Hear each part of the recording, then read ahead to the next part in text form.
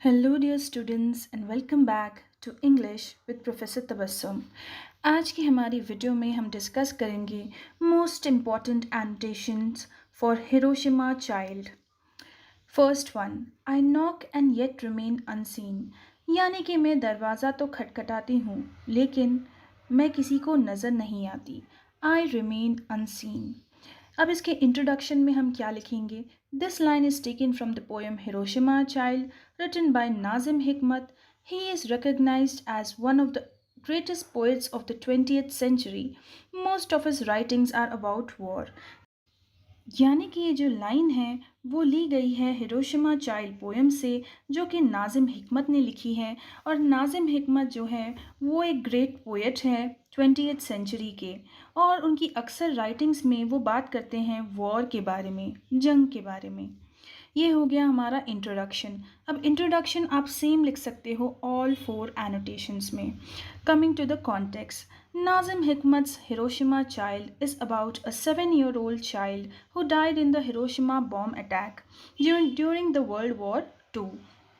यानी कि नाजिम हिकमत की हिरोशिमा चाइल्ड पोएम है एक 7 साल की बच्ची के बारे में जो कि मर जाती है हिरोशिमा बॉम्ब अटैक में वर्ल्ड वॉर टू के दौरान। The little girl who is no longer alive is the speaker in the poem, यानी कि ये 7 साल की जो लड़की है जो मर चुकी है हिरोशिमा बॉम्ब अटैक में, वही है इस पोएम की speaker. She begs people to fight for peace and to let children grow happily, यानी कि वो सबसे भीख मांगती है कि आप सब लोग पीस के साथ ज़िंदगी गुजारिए और बच्चों को हैप्पीली ग्रो होने दीजिए। ये है हमारा कॉन्टेक्स्ट। अब कॉन्टेक्स्ट भी you can write same for all the four annotations.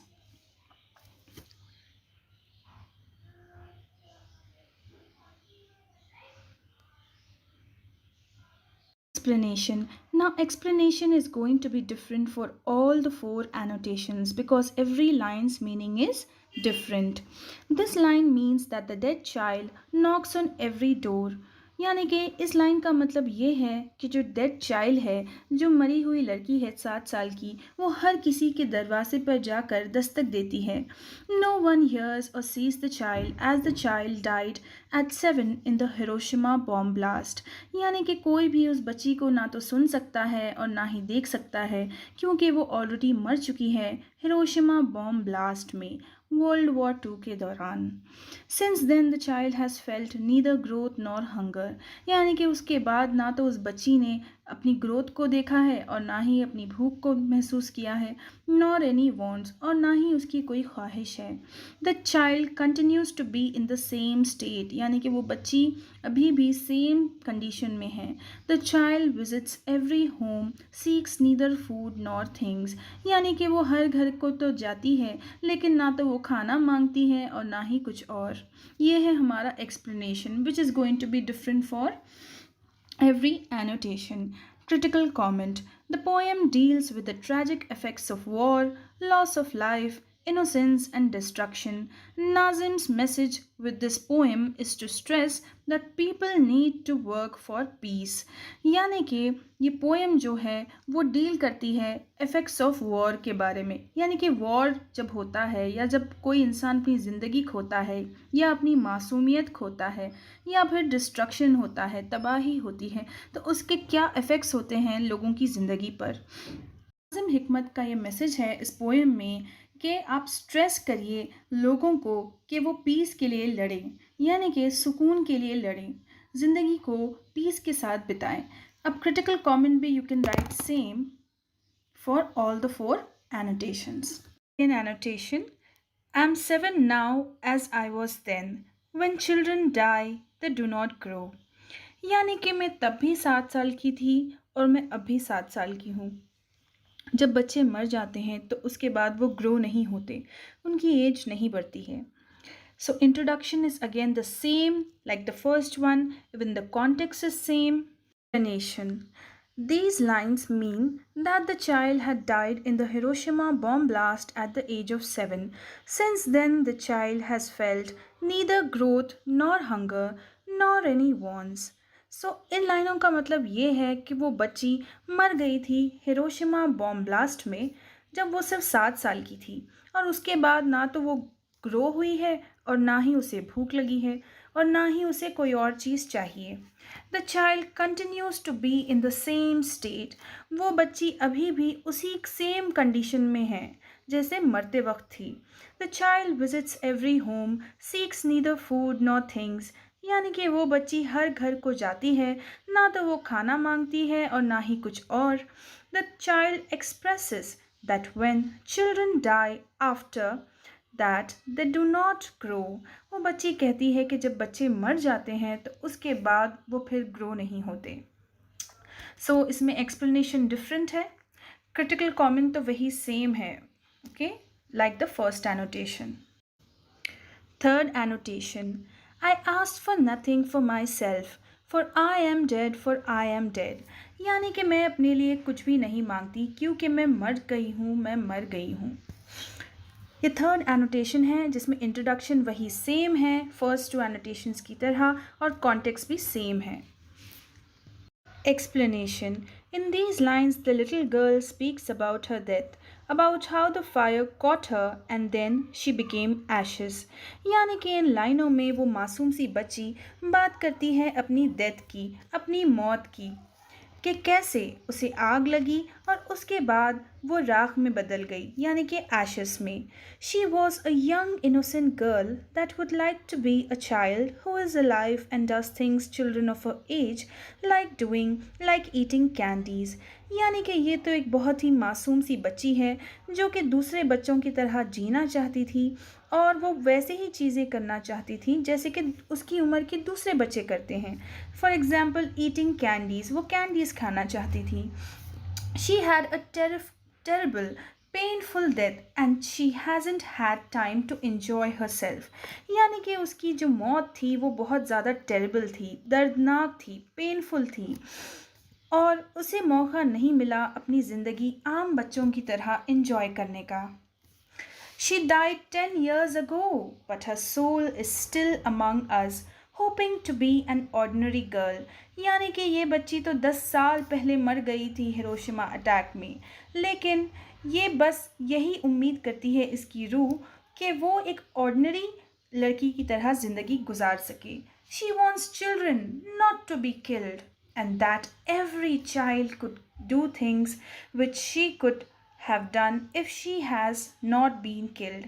यानी कि ये बच्ची चाहती है कि किसी भी बच्चे को मारा ना जाए और दूसरे बच्चे वो सब चीज़ें कर सकें जो कि वो खुद भी करती थी अगर वो ज़िंदा होती, अगर उसे मारा ना जाता, अगर she would not have been killed.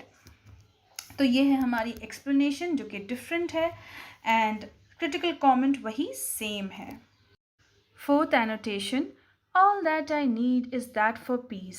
You fight today, you fight today।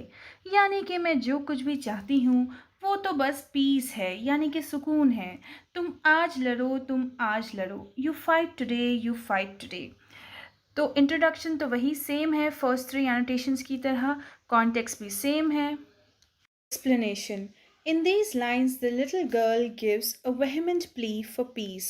She appeals to everyone to fight for peace and let children grow, play, and laugh happily. The war against war touches our hearts। यानी कि इन लाइनों में जो छोटी सी बच्ची है वो एक वेहमेंट प्ली करती है यानी कि बहुत ही शिद्दत के साथ गुजारिश करती है कि आप सब लोग पीस के साथ रहिए यानी कि सुकून के साथ। वो सबसे अपील करती है कि आप सब लोग फ़ाइट मत करिए, फ़ाइट करना है तो पीस के लिए फ़ाइट करिए और बच्चों को बिल्कुल आज़ादी से ग्रो होने दीजिए, उन्हें खेलने दीजिए, हंसने दीजिए खुशी खुशी। War against the war touches our heart.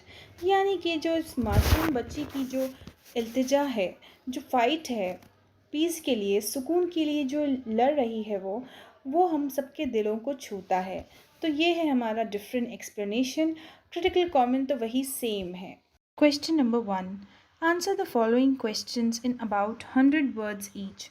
What is the theme of the poem Hiroshima Child?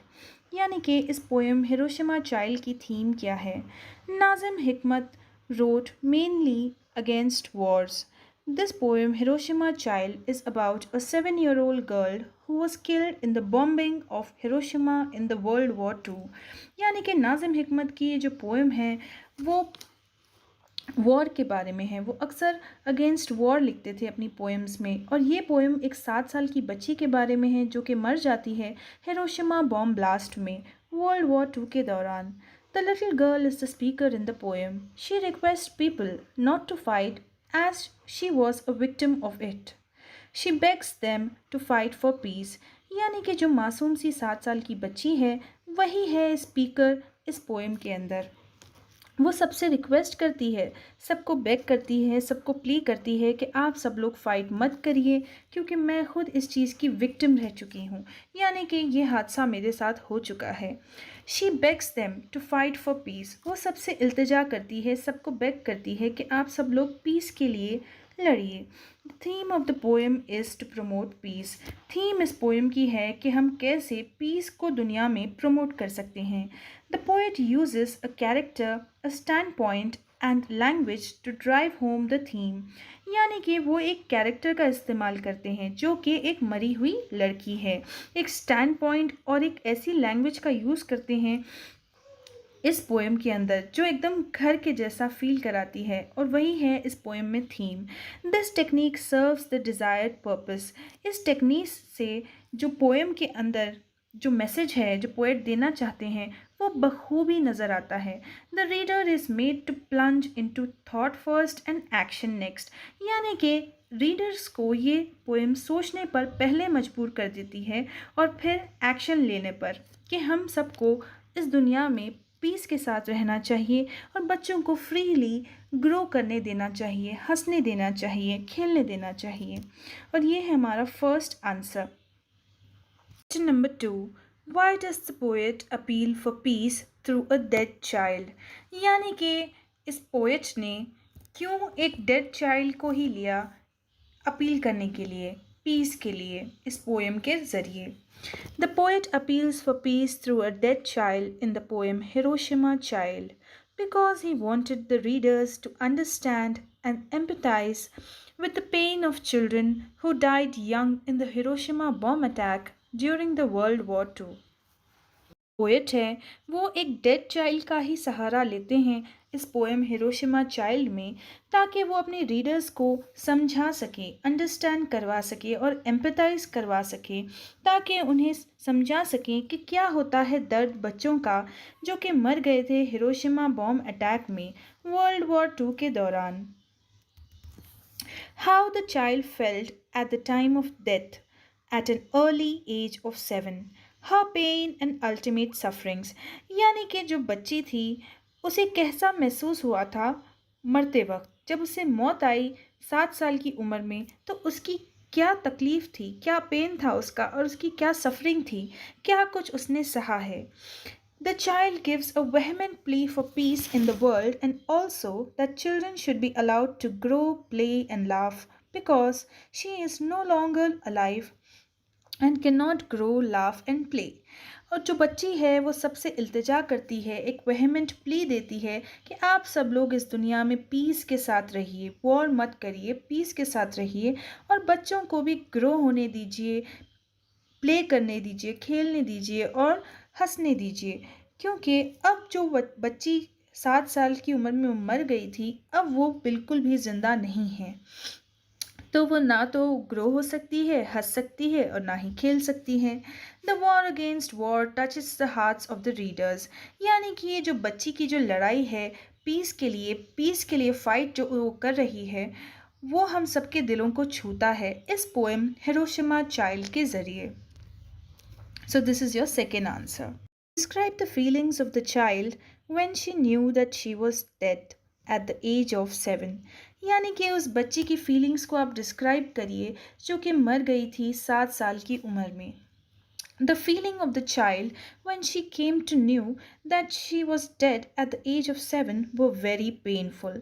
यानी कि जब उसे मालूम पड़ा कि वो 7 साल की उम्र में मर गई थी तब वो उसके लिए बहुत ही दर्द की बात थी। It was very painful for her. Her hair was burned by the swirling flame and her eyes became dim first and then her eyes completely closed and she became blind। Death came to her and her bones turned into dust and finally blown away by the wind. यानी कि वो बच्ची के बाल जल गए थे twist होती हुई फ्लेम से यानी कि आग से। और पहले तो उसे बिल्कुल ही धुंधला दिखाई देता था यानी कि डिम। और उसके बाद वो कंप्लीटली ब्लाइंड हो गई, उसे कुछ भी नहीं दिखाई देने लगा। उसके बाद उसकी जो हड्डियां थी वो धूल में बदल गई और हवा चली और फिर वो धूल जो थी उसकी हड्डियों की वो हवा की वजह से बिखर गई। When she came to know that she was dead and no one could see her, when she goes around knocking when she could not grow after the age of 7, as when children die they do not grow. She could not eat anything only because she was dead. यानी कि जब उसे पता चला कि कोई भी उसे देख नहीं सकता था और वो जाती थी हर किसी के दरवाजे पर दस्तक देने, तब शी कुड नॉट ग्रो यानी कि उसके बाद वो ग्रो नहीं हो सकती 7 साल की उम्र के बाद। और जब बच्चे मर जाते हैं वो ग्रो नहीं होते। वो तो कुछ खा भी नहीं सकती थी सिर्फ इसी वजह से कि वो मर चुकी है। This ultimate pain made her plead for the peace of the world and also she wanted people to allow their children to grow freely। यानी कि जो इसे इतना सारा दर्द मिला था यानी कि अल्टीमेट पेन मिला था, उसके बाद ही वो सबसे प्ली करने लगी यानी कि गुजारिश करने लगी कि आप सब लोग इस दुनिया में पीस के साथ रहिए और बच्चों को भी फ्रीली ग्रो होने दीजिए। Question number 4. I ask for nothing for myself. Why do you think the child asks nothing for herself? यानी कि बच्ची कहती है कि मैं अपने लिए कुछ भी नहीं मांगती, I ask nothing for my self. और आपको क्यों लगता है कि बच्ची को अपने लिए कुछ भी नहीं चाहिए, वो कुछ भी क्यों नहीं मांगती है? The dead child said that she asked nothing for herself because she is now no more alive। जो मरी हुई लड़की है वो इसलिए उसने ऐसा कहा कि उसे कुछ भी नहीं चाहिए अपने लिए क्योंकि अब वो ज़िंदा नहीं है। She is no more alive. She can not do things like humans any more and she does not require any food. यानी कि अब वो कोई भी काम इंसानों के जैसा नहीं कर सकती है और इसलिए उसे खाने की भी ज़रूरत नहीं है। What pains the child the most is that the war in the world is responsible for her death. So she appeals to everyone to live with peace and fight for peace and let children grow, play, and laugh. Her war against the war touches the hearts of the readers। यानी कि जो सबसे ज़्यादा इस बच्ची को किसी चीज़ से अगर तकलीफ़ हुई है तो वो ये है कि दुनिया में जो वॉर होता है वही रिस्पॉन्सिबल है इस बच्ची की मौत की। और वो सबसे ये गुजारिश करती है, सबसे अपील करती है कि आप सब लोग पीस के साथ रहिए, बिल्कुल भी फ़ाइट मत करिए और बच्चों को फ्रीली ग्रो होने दीजिए, उन्हें खेलने दीजिए, उन्हें हंसने दीजिए। अब ये जो मासूम बच्ची की जो फ़ाइट है पीस के लिए, वॉर के ख़िलाफ़ वॉर कर रही है वो, तो ये हम सब के दिलों को छूता है। Touches the hearts of the readers. और ये है हमारा फोर्थ क्वेश्चन एंड आंसर।